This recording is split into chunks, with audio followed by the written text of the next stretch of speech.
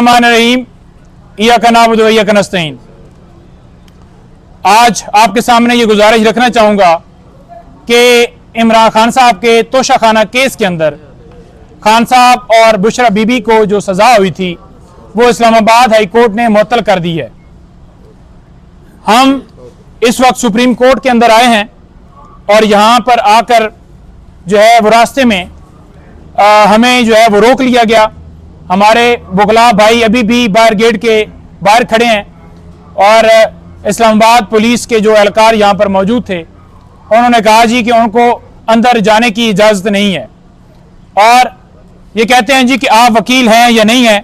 हर रोज़ आकर इस जगह के ऊपर पेश होना, अदालत के अंदर आना, सिर्फ उन्होंने देखा कि जो है अदलिया के हक में नारे इन्होंने लगाए हैं वहाँ पर, तो शायद इस वजह से कि ये जो 6 जजेस के हक में नारे कहीं यहाँ पर ना लगा दें या यहाँ पर आकर 6 जजेस के हक में कोई बात ना कर दें, तो उन्होंने हमारे दीगर भाइयों को रोका है, वो अभी नहीं आ सके। और मैं आपको ये बताना चाहता हूँ कि कल हम दोबारा इस्लामाबाद हाई कोर्ट से सुप्रीम कोर्ट की तरफ आएंगे और यहाँ आकर अपना मौक़िफ़ जो है वो आपके सामने रखेंगे।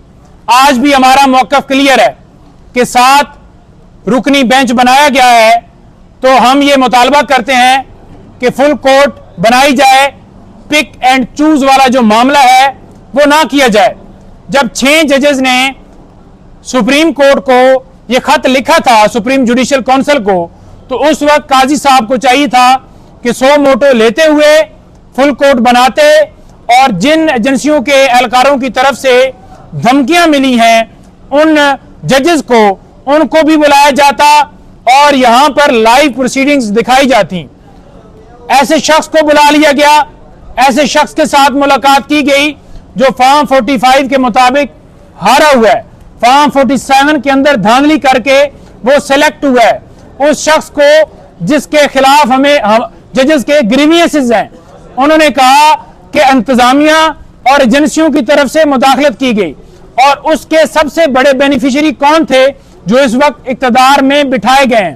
तो अगर चोर को यह कहा जाएगा कि आप चोरी का खुद फैसला करो, तो वो क्या जो है वो मेरिट के ऊपर फैसला करेगा? क्या कभी पाकिस्तान में ऐसे हुआ है कि कातिल को कहा जाए कि आप ही इस कत्ल के ऊपर फैसला करो कि आप खुद को ही सजा दो? तो क्या वो खुद को सजा देगा? यह किया गया कि उसको मामला भिजवाया गया कि वो कमीशन बनाए। आज रिटायर्ड जस्टिस ने उसके ऊपर यह कह दिया है कि मैं इसकी जिम्मेदारी लेने से इनकार करता हूं और मैं इस कमीशन की सरबराही नहीं करूंगा। उसके बाद 100 मोटो लिया गया और हम ये मुतालबा करते हैं कि 6 जजेस को इंसाफ दिया जाए। ये जो जजेस को इंसाफ देने की बात कर रहे हैं, ये इस मुल्क की आवाम को इंसाफ की बात कर रहे हैं, इस मुल्क को इंसाफ देने की बात कर रहे हैं, क्योंकि इस मुल्क में हमेशा ये होता रहा है कि दारों की तरफ से मुदाखलत की गई और इसके ऊपर नून लीग हो या पीपल्स पार्टी हो, हमेशा आपने देखा कि उन्होंने हमेशा उस वक्त ये कहा कि फलां एजेंसी जो है वो जजेस के ऊपर प्रेशराइज उसको कर रही है। आज वो नहीं बोल रहे। वो क्यों नहीं बोल रहे? क्योंकि इसके सबसे बेनिफिशियरी बड़े वो हैं और उसके बेनिफिशियरी होने की वजह से वो इसके ऊपर खामोश हैं और कह रहे हैं जी कि कमीशन बनाया जाएगा। आइन में बड़ा वाज़ेह है, इंतजामिया और अदलिया 2 अलग अलग सतून है रियासत के, तो इंतजामिया को कैसे अदलिया के ऊपर सरबराह बनाया जा सकता है? अदलिया जो है वो एक इंडिपेंडेंट इदारा है। उसने अगर 6 जजेस ने मुतालबा किया है तो पहले तो ये हक बनता था चीफ जस्टिस आमिर फारूक का कि उसके ऊपर जो है एक्शन लेते हुए कार्रवाई का आगाज करते और तौहीन अदालत की कार्रवाई करते। जहां पर जज जेबा चौधरी के हवाले से इमरान खान साहब ने यह कहा था कि हम इसके ऊपर एक्शन लेंगे, तो इमरान खान साहब के ऊपर तौहीन अदालत की कार्रवाई जो है वो कर दी गई थी और चीफ जस्टिस उस वक्त के जो थे अतर मनल्ला साहब, उन्होंने 100 मोटो लेते हुए उनके खिलाफ तौहीन अदालत की कार्रवाई शुरू कर दी थी, बेंच बना दिया था।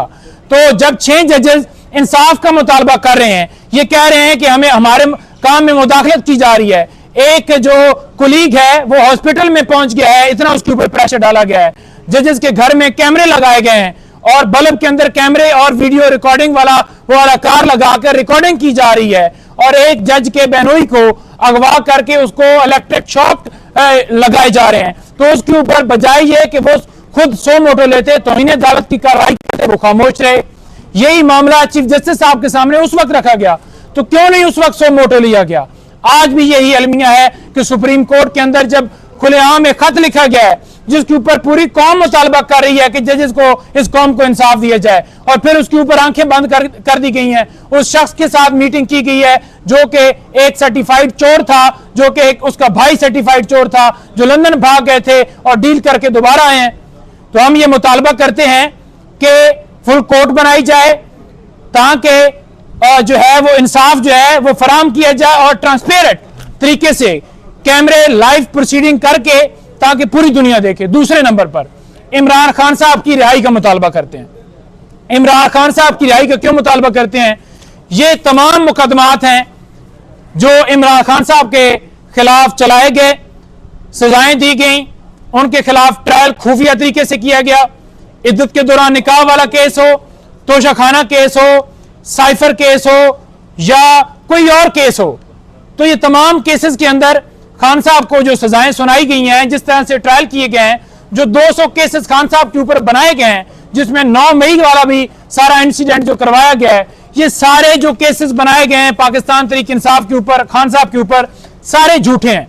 और इसकी मोहर जो है वो इन 6 जजेस ने लेटर के जरिए लगा दी है कि उनके मामलात में, उनकी प्रोसीडिंग्स के अंदर किस तरह से मुदाखलत की गई है।